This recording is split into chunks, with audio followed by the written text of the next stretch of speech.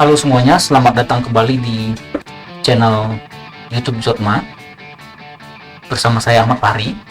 Pada episode sebelumnya, kita telah berkenalan dengan Linux. Masih dengan tema yang sama tentang fundamental Linux. Di video kali ini kita akan masuk ke tahap instalasi Linux. Yang pertama adalah download ISO Linux dulu di sistem. Sebelumnya kita sudah download. Nah, setelah itu kita akan install Linux tersebut di VirtualBox. Pada proses instalasi ini, saya akan sharing bagaimana mengkonfigurasi VirtualBox agar bisa menginstal Rocky Linux di dalamnya. Pertama, klik New Machine pada menu grup, New Machine, ketik pada name-nya itu Rocky 8 saja ya, karena Rocky Linux ini dia di versi 8 mengikuti versinya Red Hat. Karena dia based on Red Hat, maka di sini versionnya kita pilih Red Hat 64 bit. Next. Di sini biar cepat, saya kasih 8000. Sebenarnya bisa menggunakan 1 GB saja. Cuma kan karena ini tutorial butuh cepat, saya kasih 8000 aja, 8 GB ya, mendekati 8 GB. Create virtual disk. Create. Pilih VDI.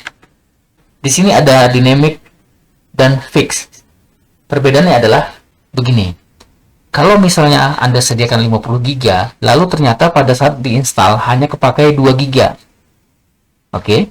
Kalau di dynamic, maka di hard disk fisik akan tetap 2 GB. Tapi kalau di fixed size, yang di bawah, itu Anda akan menggunakan 50 GB-nya, bukan 2 GB. Jadi supaya tidak makan storage, kita pilih dynamically allocated.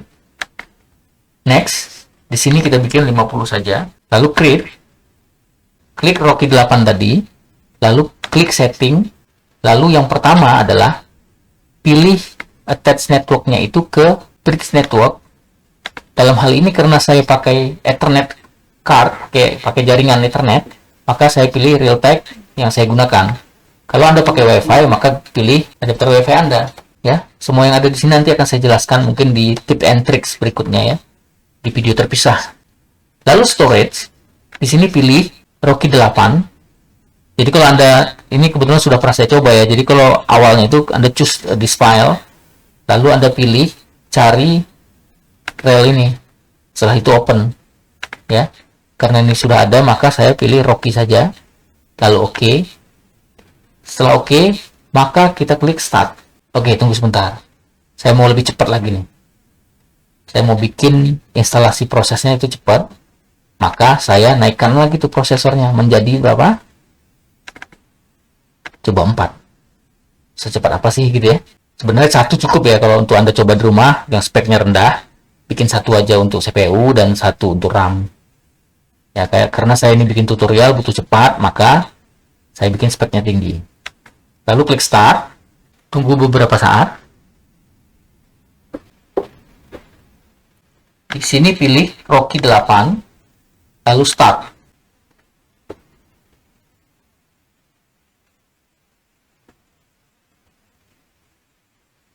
Pilih install Rocky Linux 8.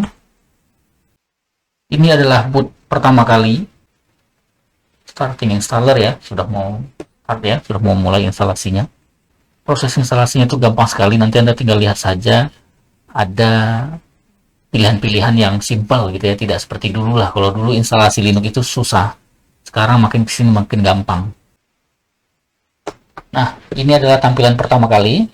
Di sini diminta kita memilih language ya, memilih bahasa. Kita pakai Inggris saja, karena kalau pakai Indonesia saya malah bingung ya. Kita pilih bahasa Inggris saja ya, lalu lanjut.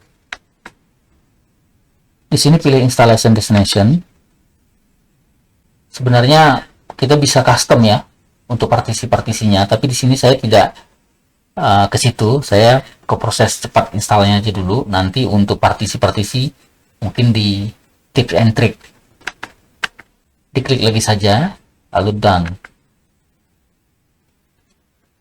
Lalu di sini installation source sudah ada local media, software selection itu kita pilih minimal install, ya. Kalau server bisa aja nanti sudah terinstall beberapa paket-paket yang kita tidak butuh. Kalau minimal install itu basic-basic aja, ya. Banyak hal yang belum ada, jadi kita nanti kalau tidak ada kita install, jadi belajar di situ. pilih minimal install ya, dan root password.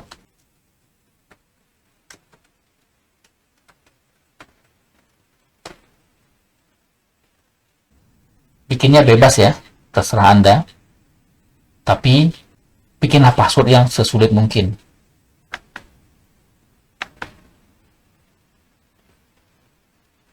Lalu klik bikin installation, memulai instalasi. Nah, ini preparing installation. Tunggu proses ini sampai selesai. Oke. Di sistem operasi itu, cara mengaksesnya ada dua. Pertama menggunakan CLI, yang kedua menggunakan GUI. Ya, ini GUI nih yang terlihat semua di sini itu GUI. Ya, GUI semua ini. Graphic User Interface. Jadi kita tinggal klik. Kalau CLI itu command line interface. Nah, kita command itu kalau di Windows namanya DOS. Nah, ini dir gitu ya. Nah, nanti di Rocky Linux kita pertama kali tampilannya layar hitam seperti ini. Nah, untuk GUI di Linux sendiri, dia punya paket terpisah. Ada namanya GNOME, LXDE, sampai dengan ya macam-macam lah ya. Berbeda sama Windows. Nah, contoh ini adalah KDE, tampilannya seperti ini. Dan ini adalah GNOME, ini XFCE, ini Cinnamon. Jadi desktop Linux ini adalah aplikasi terpisah ya, tidak menjadi satu seperti Windows. Contoh, ada beberapa juga memang sistem operasi yang punya bawaan desktop sendiri. Misalnya Ubuntu, dulu dia punya Unity, sekarang sudah berpindah ke lain hati, sudah ke GNOME. Unity tidak dipakai lagi. Tidak tahu ya ke depannya dipakai lagi atau tidak.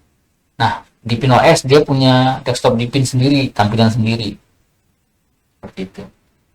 Tapi meskipun punya bawaan sendiri, paket-paket yang lain ini, desktop yang lain ini bisa diinstal di OS tersebut. Di Pin Linux mau pakai KDE bisa. Ubuntu yang tadinya pakai Unity, dia pakai GNOME, tetap bisa juga. Nah, cuma ada default desktop Linux-nya seperti apa. Oke, di sini proses instalasi sudah selesai. Tinggal reboot sistem. Oke, ini adalah booting awalnya. Kita tunggu sebentar. Oke, ini adalah tampilan awal dari Linux Anda. Gunakan password root. Saat ini belum ada user apapun ya, masih root saja. Karena tadi di proses instalasi kita tidak install apa, tidak melakukan penambahan user. Oke, ini adalah Trojan root. Kita lihat IP address-nya. Oke, kalau di layar ini kan terlalu kecil ya. Saya nanti akan menggunakan command line untuk command line-nya Windows ya, untuk akses ke dalam VirtualBox ini supaya tidak terlalu kecil layarnya. Oke, ini tidak ada IP address-nya. Kita naikkan dulu.